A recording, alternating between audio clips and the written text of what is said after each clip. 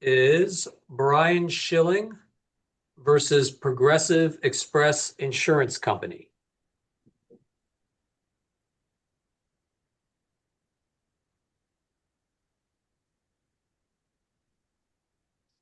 We have Ms. Epstein. Good morning, Your Honor. Morning, and Mr. Vodka. Good morning. All right, Mr. Vodka, you are for the appellant today. Do you wish to reserve 5 minutes of time? Yes, sir, please. You got it. Good Go morning. ahead, sir. May it please the court. George Vodka, Vodka Law Group, representing Brian Schilling, the plaintiff. We're here today asking the court to reverse a partial judgment with directions to enter judgment for Progressive's uninsured motorist limits of $1 million in favor of my client. And throughout the brief, I think we've made it pretty clear that this case is anything but complicated. It is some fundamental principles of law that are involved, and I believe it's totally a legal question for purposes of the court's resolution. There's no real disagreement about the facts. There was an accident that resulted in Mr. Schilling's injury when he was a rear seat passenger in an Uber. The driver of the Uber was also injured in the accident. Both cut to the chase, Mr. Vodka, as I know you like to do. The bottom line on this is that there was a $1 million UN policy which was distributed to the driver of the Uber vehicle. Is that right? Yes. And that's the limit of the coverage is the 1 million. It is, but the court entered a judgment for the amount of $0 because the reasoning being that the policy limits have been tendered and there's no more obligation by the insurance carrier, right? I'm certain that was what the argument was that was made by Progressive. And the argument that we made in response to that is, hey, wait a minute, we're not talking about limiting the judgment to the policy limit. If that's what we were talking about, we would have stipulated to that because that's what this court's decision in the Nationwide versus Void case says. But what we are talking about here, I'm sorry. We also have in the Void case, we have the looming presence of the bad faith claim. Right? That's present in the Void case. Yes, it is. And in the case before us, in our case here, there was a stipulation about trying the bad faith case after the fact. Isn't that right? I don't know if there was a stipulation. There was the bad faith case was abatement. That's the word I'm trying to come up with. Abatement. Yeah, the bad faith was abated. Right. And that case is still a viable case, is not? Wouldn't it be? It's been abated. It theoretically is. I don't know about all the details of the bad faith to be able to give you whether it's a viable case or not. Theoretically, it still can be brought. Right. Okay. That's what I agree with that. So the thing that we tried to point out to the court is there's a difference between limiting the judgment to the policy limits and limiting the judgment to the available policy limits. Because once you talk about the available policy limits, now we're talking about a limitation of coverage. And as of limitation of coverage, Progressive was obligated to plead that in its answer and defenses. Now, when the amended complaint was filed in this case, the one that contained the same allegation of bad faith and seeking the uninsured motorist benefits, Progressive reserved to itself the right to amend its answers and defenses if things changed. And things changed. At the time that the amended complaint was filed, there was another claimant, but there wasn't any other payment. There was no payment made whatsoever. That payment occurred approximately a year before this case went to trial. And so the lawyer wrote Mr. Schilling's lawyer a letter and said, hey, we paid this other person the policy limits. But then Progressive did nothing. It sat on its hands as it pertained to the exhaustion issue. And it didn't do anything about it until response to a motion for attorney's fees pursuant to a proposal for settlement that had been triggered by virtue of the $2,030,000 verdict that was rendered by the jury in favor of Mr. Schilling. And so it was our position, hey, wait a minute. Exhaustion is absolutely an affirmative defense. And we've cited this court to a third DCA case called Diamond State Insurance Company, which stands for that proposition. We've cited the court to an 11th Circuit case that stands for that proposition. Mr. And then we Vodka, help me out though. How is exhaustion substantively different than available coverage? It's because it's not any different. Okay, well then, But that's not what that's not what.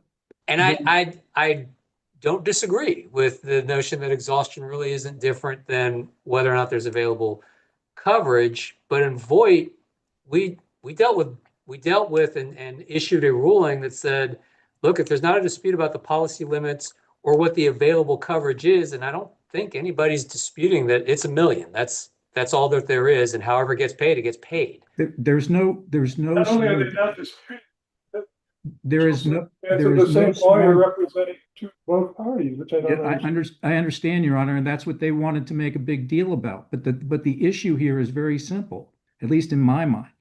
Okay, if you want to come in and you say we've paid out all the limits we have, you get an affidavit from somebody who says that. I mean, what the judge made a determination based upon a But- letter but- sent by a lawyer that asserted an affirmative defense that was never pled. Yeah, except in Voight, though, that argument was raised also. And I'm quoting from the case. Ms. Voight, quote, suggests that Nationwide had some duty to preserve this issue by defense or special pleading at an earlier stage in the proceedings. We rejected that argument, and then we granted the Appellate 57-105 fee sanctions for raising it on appeal. I mean, it seems like we kind of put the hammer down on that one in Voight on this issue, didn't we? I think the court also said that noticed that there was no waiver. That phrase is specifically in the opinion. Hmm. And in this case, there absolutely was a waiver.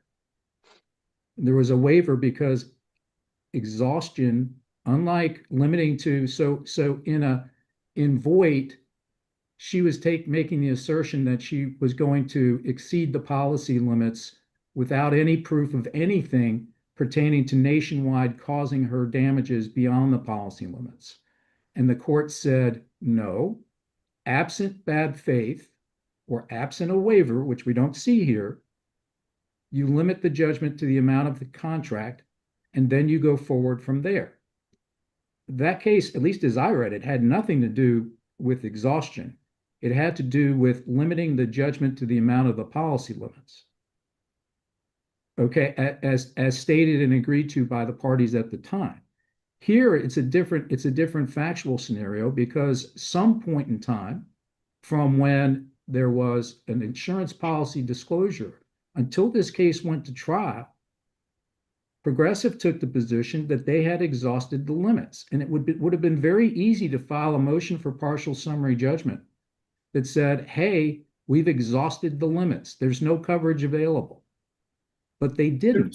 You said the same lawyer representing both plaintiffs.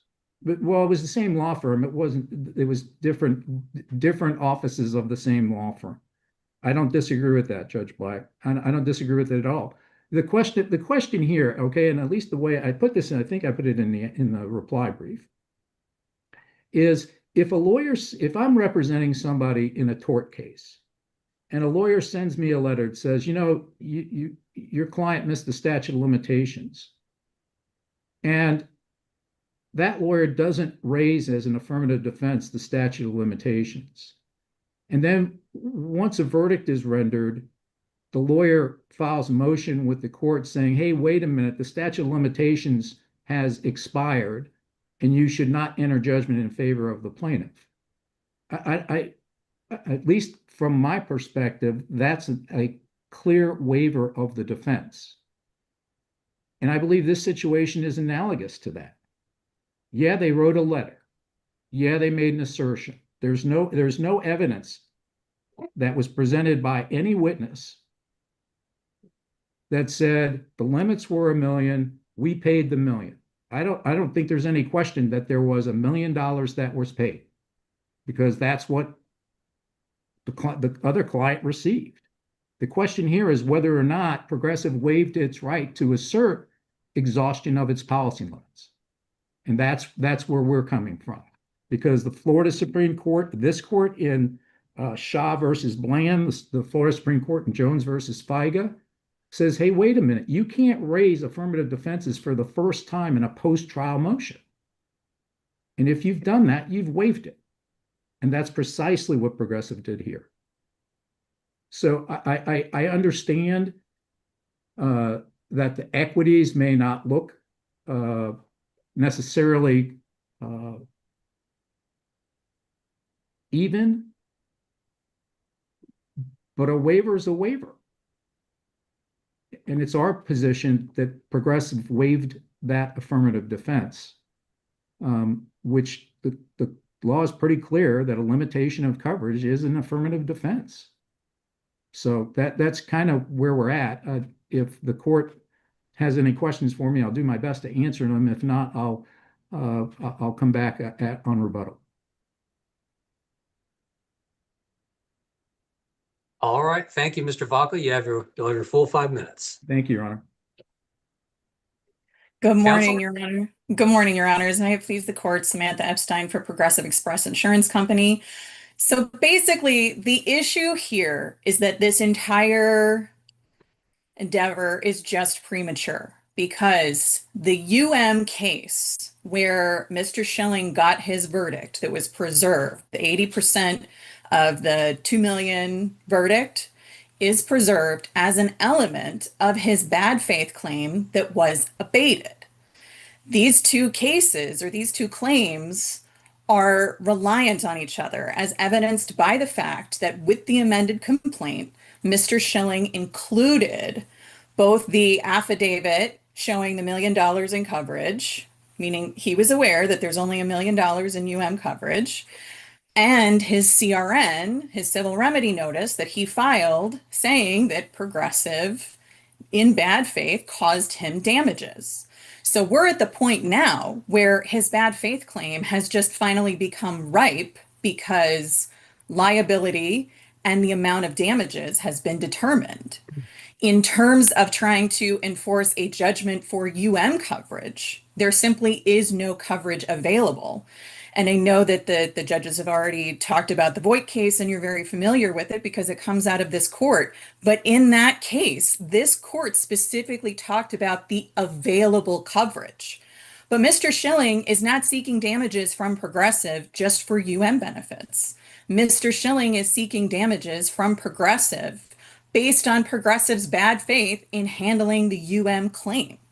And so their entire claim is just premature. So if they're trying to say that the $2 million is an enforceable judgment or that it should be reduced just to $1 million as an enforceable judgment, they still can't do that beyond the $1 million policy limits, which have already been paid out.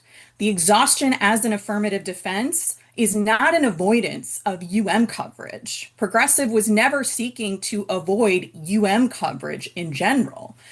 What Progressive might do in the future, and I certainly don't want to, say the Progressive will or, take over for the bad faith attorneys who will take over the case. But Progressive may decide that they are going to assert exhaustion as an affirmative defense to the bad faith claim. If Mr. Schilling is then successful on the bad faith claim, the $2 million or the 80% of the $2 million verdict comes back as part of his damages that were caused by Progressive's bad faith. But the whole point of this is that it's just premature. Even this appeal is premature. And we argued in our brief that the court should deny it as premature because this is sort of like, even in one of the cases that was cited by the appellant, Universal Underwriters Insurance Company versus Stathopoulos, where there was a claim that was made against Universal for declaratory relief, breach of contract, and bad faith. And that was also out of this court. And the court talked about the different factors. Could the cause of action disposed of by the partial summary judgment be maintained independently of the other causes of action? Were one or more parties removed from the action when the partial summary judgment was entered? Are the counts separately disposed of based on the same or different facts. The only one of those questions that can be answered affirmatively is the first one. Could the cause of action for coverage be disposed of separately from a bad faith claim? Sure. That is one way. In fact, it kind of has to, right? Because the bad faith doesn't ripen until you get down the road. Of course, but Yeah, they don't. I'm not sure I'm seeing this is a non-appealable partial final judgment. I'm not sure I'm quite seeing that, but I hear your other arguments. So, but just to answer the rest of the questions, the other remaining one, there was no parties removed by the verdict because there's only two parties in this case, and are the counts separately disposed, or are the counts based on the same or different facts? Well, clearly the bad faith claim has to be based on the facts, because taking the totality of the circumstances, did Progressive act in bad faith? That's the question for the bad faith claim. So it's our position that the entire endeavor, seeking attorney's fees, this appeal, all of it is premature. They don't have an enforceable judgment at this time because several paragraphs of their complaint against Progressive, count one against Progressive, were merely abated and have not been resolved. They didn't even file them as separate counts, right? It's not count one, breach of contract, count two, bad faith. They wanted to get that bad faith. They're in a hurry to get that bad faith out there. Exactly. And they're still in a hurry to get to their attorney's fees and costs. We're not saying whether they are or are not entitled to those. They may be, depending on what happens with the bad faith case. But we think that the precedent is exceptionally clear, because Progressive has never at any point in this litigation tried to say that it is avoiding coverage duties by the exhaustion of the policy. It was never obligated to plead that as an affirmative defense. There's no waiver of it. There's nothing that can be said that could have happened legally that could extend the coverage in the policy by the additional $2 million or $1 million that Mr. Vodka says it should be extended by. The only thing that can do that, according to this court's precedent, according to precedent across Florida, is a finding of bad faith, which Mr. Schilling has alleged. And Mr. Schilling now has the obligation to prove. If this court were to reverse the trial court's order, reducing the current judgment, or reducing the current verdict to $0 based on the available policy limits, which are $0, then this court would essentially be extending the policy limits by an additional $1 million without a finding of bad faith. If the court has no more questions for me, then we're comfortable resting on our brief. We know that the court is very familiar with this case law because it comes out of this court. So. Thank you, Ms. Epstein. Thank you very much. All right. Mr. Vodka, you have your full 5 minutes, sir. Thank you, Your Honor. First, let me address the jurisdictional argument she just threw out there by saying that the appeal is premature. If the court were to look at pages 1227 and 1228 of the Fridman decision, the court specifically says and instructs that parties are free to seek review of the uninsured motorist verdict by way of a partial summary or partial final judgment under the specific rule of appellate procedure. So that argument can be tossed aside. Nobody's asking, and this is where they conflate the issues, in my opinion, in Voight and here. Nobody is asking this court to extend the limits. We've never said that, not once.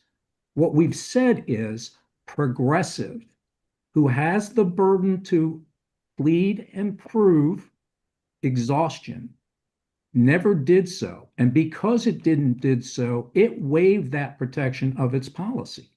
That's the argument.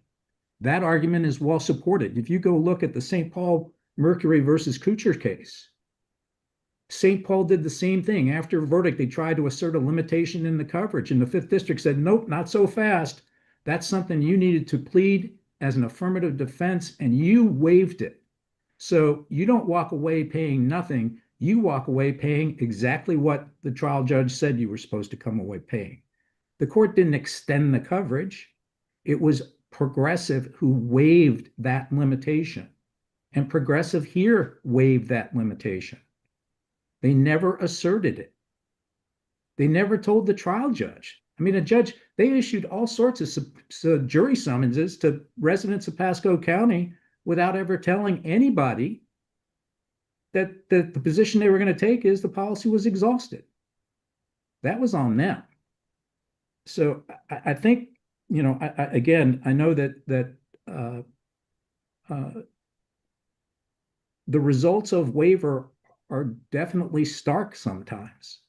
And this would be one of those instances, but the fact of a waiver is undeniable. And the case law quite clearly is, if you wait until a post-trial motion to assert this particular defense, you've waived it. And we would ask the court to rule the same way and to reverse the partial judgment with instructions on remand to enter $1 million judgment, and also continue the attorney's fee hearing on the proposal for settlement. All right. Thank you Thank you. both. Thank you. We are going to take a short recess at this time, and let's circle back. It's 11:06 on my calendar now. Let's circle back at 11:20.